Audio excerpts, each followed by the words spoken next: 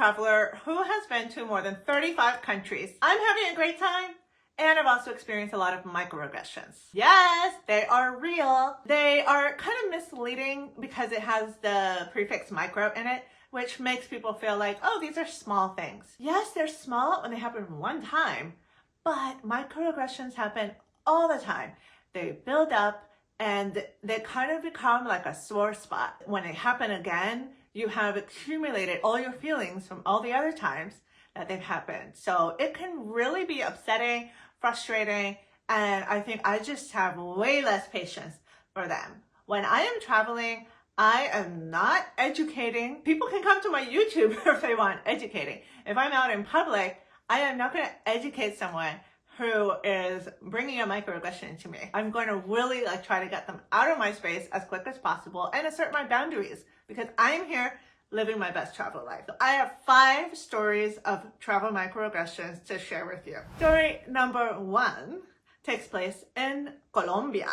I was in a restaurant in Colombia with my partner and we were standing by the cash register paying for our lunch. I had my white cane in my hand. A man walked over and he asked me about my cane. It seemed like he wanted to know if I was blind or why I was using the cane.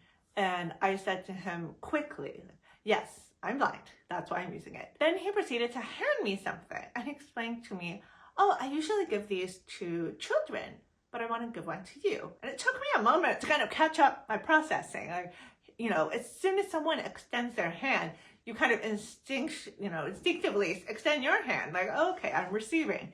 I look down and it is a teddy bear sticker. Now it all clicked. Oh, he's giving these to children. He's giving one to me. He's infantilizing me. He's really thinking that it's so brave and inspiring that I'm outside living my life. He's going to give me a sticker. And so I am really glad that then I reacted quickly. I gave it back to him and I said, I don't need a sticker for being outside. Thank you. And I turned away. Yeah, I definitely wanted to close that interaction. That had never happened to me before, but it is very common for disabled people to be infantilized, to be seen as, not full adults, living rich lives, and having all the aspects of what it means to be human, like a romantic life, for example. That sometimes people don't understand that a part of our experience as well. So I really, really want everyone to not infantilize disabled people. Let's go to story number 2.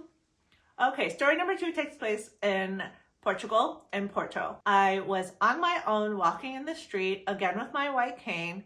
I was walking a very short distance and I had memorized the map. It was a straight walk on one street. I knew exactly where I was going. I was paused at a street corner with a bunch of other people and we were all waiting to cross the street. The walk sign was not on yet. I had to say this because I want to emphasize my behavior was the same as everyone else on that street corner. The only thing different about me was that I was holding a white cane. That was the only thing different. Out of nowhere, a man grabs my arm. And he grabs it with an intensity that I just like, what is going on? So immediately I'm like, okay, I need him off my arm. And what I understood he was asking me was if I needed help, was I okay? And it's so upsetting to me, and I got angry because that's totally his assumption, that a blind woman, first of all, can't be independent and know where she's going, and number 2, that he has the audacity to violate my personal space. I guess, try to find out the answers to his questions, his assumptions, his ableist assumptions. I think that because I'm a disabled woman, and we can of course talk about intersectionality, I'm going to be more likely to be touched in public like that than a disabled man. And I would love to know from disabled men if this happens to them, because I have heard stories from other disabled women as well. After I reasserted, no, I'm fine, I don't need help, leave me alone kind of thing, I went to the grocery store, which is where I was going. I was 2 blocks away. And I think for me, when I go somewhere by myself and I'm traveling, it is a moment where I am trying to assert my independence. I travel with my partner. We go almost everywhere together. So when I say I'm going to go somewhere by myself, is actually meaningful to me. I want to do that for myself. I want to keep those independence muscles going, where I'm like, I'm going to go from point A to point B. I'm going to accomplish my mission. I'm going to navigate a new environment, new city, and I'm ready to do that. And I'm proving something to myself. To have someone come in and bring this microaggression kind of brought down my mood of what was supposed to be something that, like an outing to boost me up and feel proud about. The third microaggressions happened in an airport.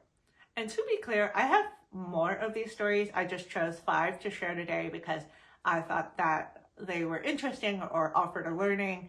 So there's way more examples, unfortunately. Back to story number 3.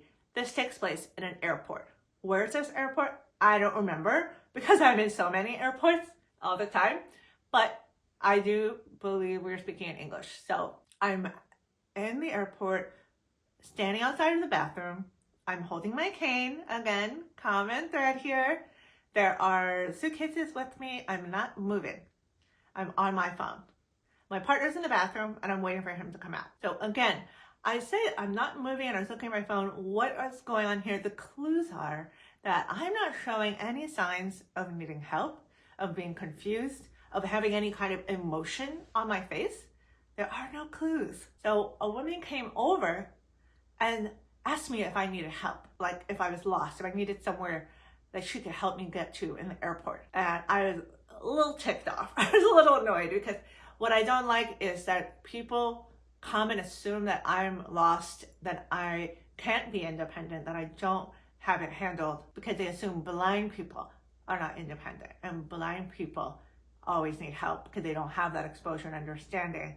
So they don't look at any of the clues of my actual behavior. If I was not a person with a disability, if I didn't have a cane and I was just standing there looking at my phone, she would not have made this assumption. She would not have come up to me because she would have not observed anything off about what I was doing. She would have just taken a glance, oh, she's on her phone. She's not in distress. But it was just the cane that then brings all these lack of awareness really about blindness and ableism. I didn't appreciate that. I believe that I was trying to be very curt and quick with her.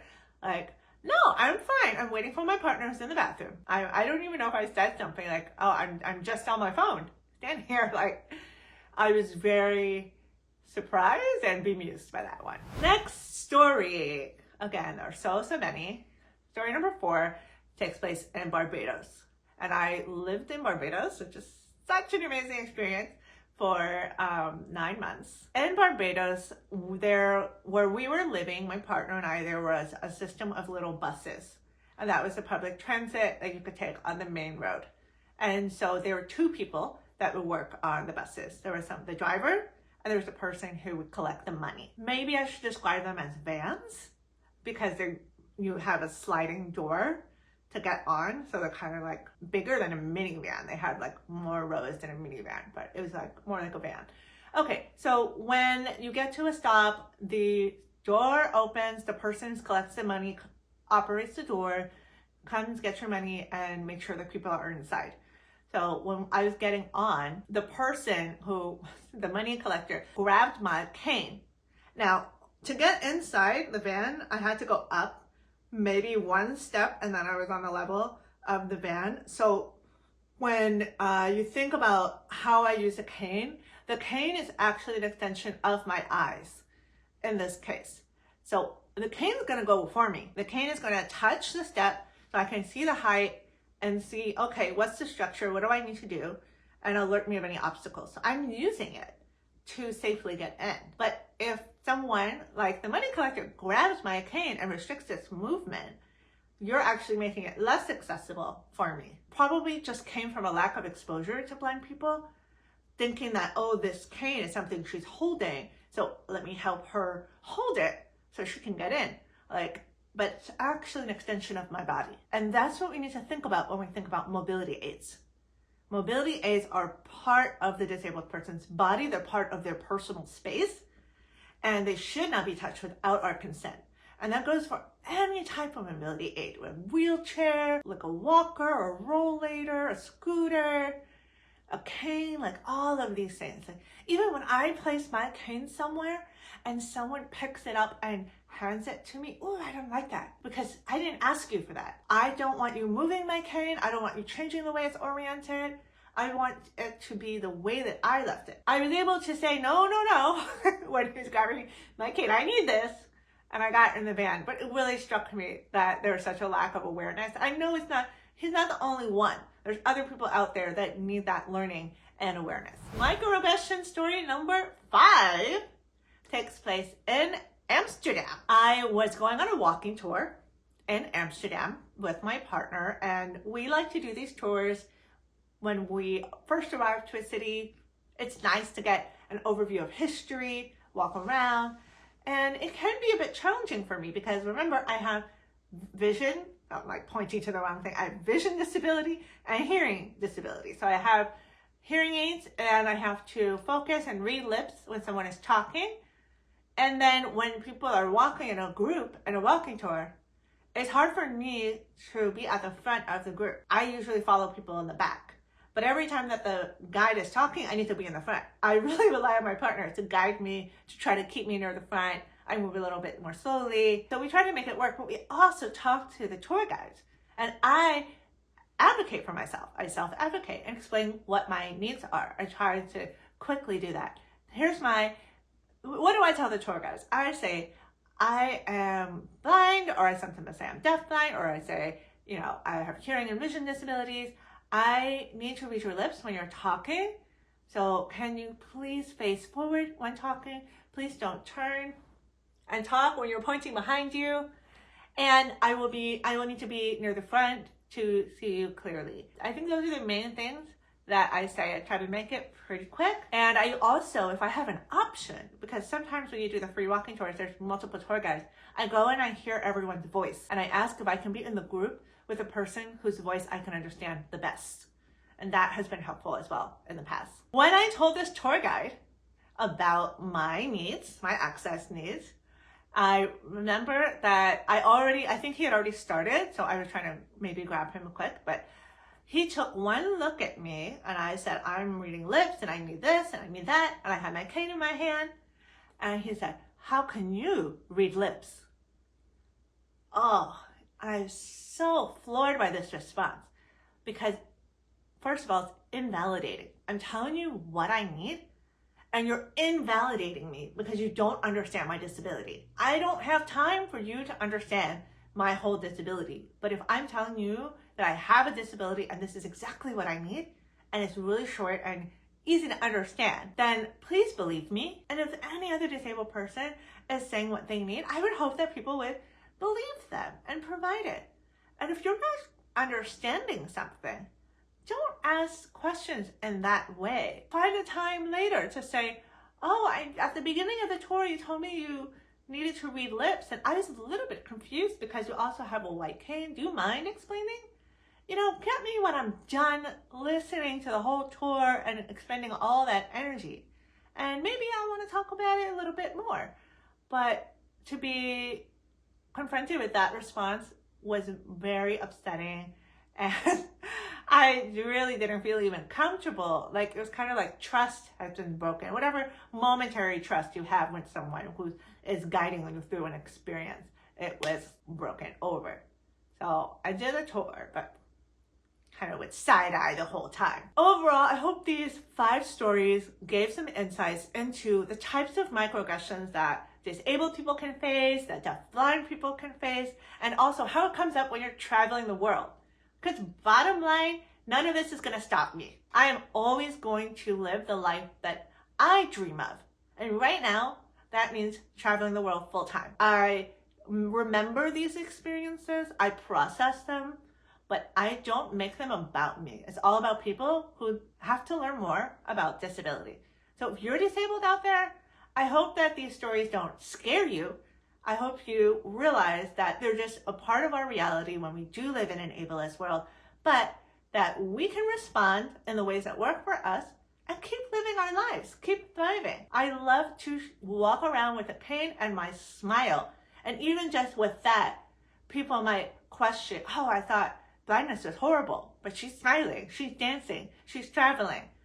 let that be a light bulb moment for anyone. I hope you liked this video and keep watching the Blindish Latina YouTube channel for more on accessible travel. Like and subscribe right now. If you want to see more videos on inclusive and accessible travel, subscribe to Blindish Latina and let me know all your questions in the comments, and I will see you next time.